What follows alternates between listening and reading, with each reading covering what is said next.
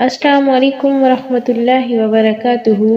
اعوذ باللہ من الشیطان الرجیم، بسم اللہ الرحمن الرحیم۔ پیارے بچوں، کیسے ہیں آپ؟ امید ہے آپ ایمان کی بہترین بہاروں میں ہوں گے۔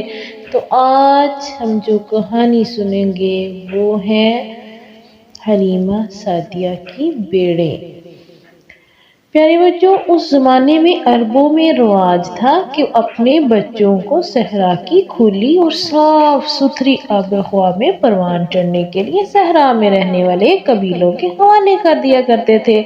قبیلہ بنو سعد بن بکر کی حلیمہ بنت ابو صہیب تھی، ان کے خاوند حارث تھے۔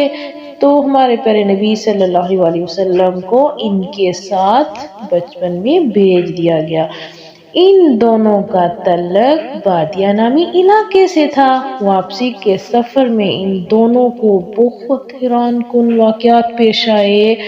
اب وہی اونٹنی جب بچوں آ رہے تھے تو وہ جو بیمار اور مریل اونٹنی تھی جس کے ساتھ وہ آئے تھے وہ بالکل اس وقت مریل سی تھی اور دودھ دے ہی نہیں سکتی تھی۔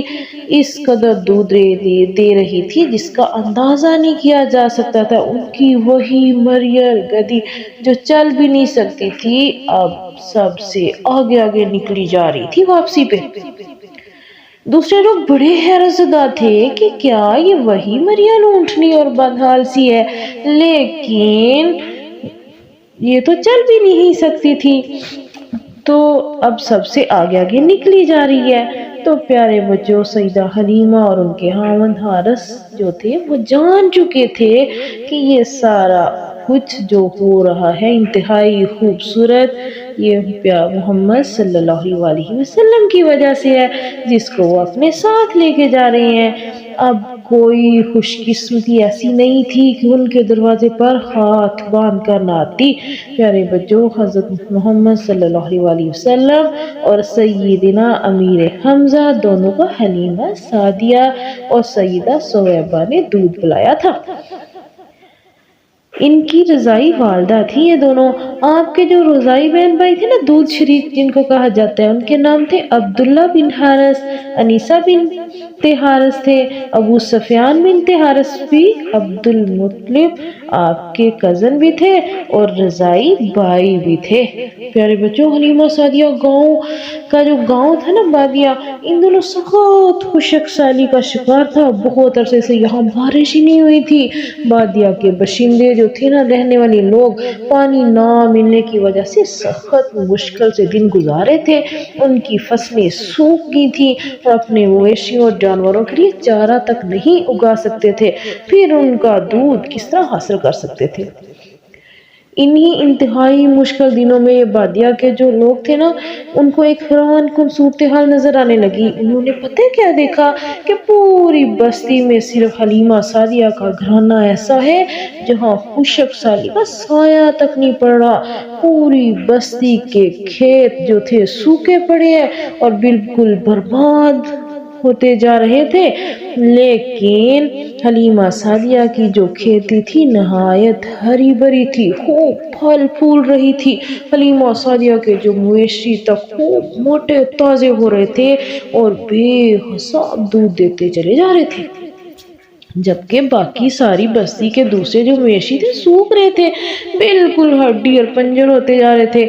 بچوں، بادیہ کے لوگ اس فرق پر سخت حیران تھے کہ یہ سب کس طرح ہو رہا ہے۔ بعض لوگ تو حسد میں مبتلا ہو گئے، جبکہ زیادہ تر لوگ جو تھے اس نتیجے پر پہنچے کہ حلیمہ سعدیہ کے گھر اللہ رب العالمین کی خاص رحمتیں اور برکتوں کی برسات ہو رہی ہے، اور وہ سب ننھے محمد صلی اللہ علیہ وسلم کی برکتیں اور رحمتیں ہیں۔ اور اس لیے اللہ رب العالمین نے حلیمہ سعدیہ کے گھر کو خشک سالی اور خوراک کی کمی سے اپنی خاص حفاظت میں رکھا ہوا ہے۔ پیارے بچوں، ادھر سیدہ حلیمہ سعدیہ کی خوشی کا ٹھکانہ نہیں تھا کہ ان کی خوش قسمتی کا اندازہ نہیں کیا جا سکتا تھا کہ انہیں ہمارے آخری نبی حضرت محمد صلی اللہ علیہ وسلم کی رضائی والدہ ہونے کا شرف جو حاصل ہو گیا تھا، جو اب قیامت تک کسی دوسری ماں کو نہیں مل سکتا۔ تو پیارے بچوں، جو وہ علاقہ تھا نا بادیا، اس کے باشندے اپنی بھیڑیں اسی علاقے میں چراتے تھے جہاں حلیمہ سعدیہ کی بھیڑیں چرتی تھی۔ حلیمہ سعدیہ کی بھیڑیں خوب موٹی تازی ہوتی جا رہی تھی اور بے حساب دودھ دیتی تھی۔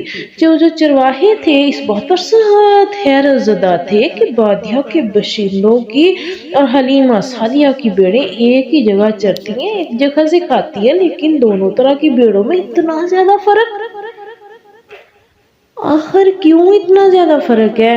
وہ اس راز کو نہیں سمجھ پا رہے تھے۔ آخر کار پتہ کیا ہوا؟ گاؤں والوں نے اپنی بیویوں کو حلیمہ سعدیہ کے پاس بھیجا کہ جاؤ معلوم کرو کہ کیا معاملہ ہے۔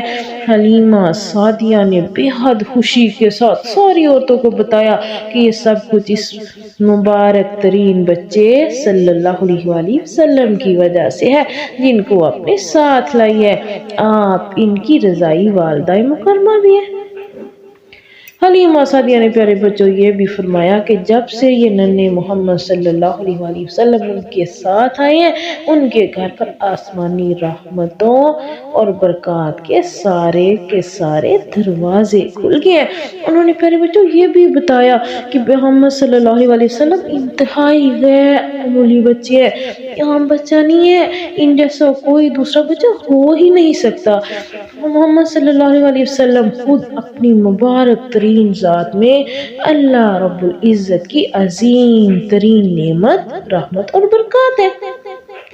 ان پر کہیں جا کر بستی والوں کی پھر سمجھ میں آیا کہ حلیمہ سعدیہ کا گھر آسمانی رحمتوں اور برکتوں کا گھر کیوں بنا ہوا ہے، لیکن کسی کو اس پر حلیمہ سعدیہ سے حسد نہیں ہوا، بلکہ ان سب کو یہ امید بن گئی کہ شاید اس انتہائی مبارک بچے محمد صلی اللہ علیہ وآلہ وسلم کی وجہ سے ان کے اس پورے علاقے پر بھی رحمتوں کے بادل برسنے لگے۔ اور ایسا بھلا کیوں نہیں ہوگا جب آپ صلی اللہ علیہ وآلہ وسلم بذات خود یہاں جلوہ فرما تھے، جب اس بستی میں آپ رہ رہے تھے۔ پیارے بچوں، آج کی کہانی یہاں تک ہے۔ السلام علیکم ورحمۃ اللہ۔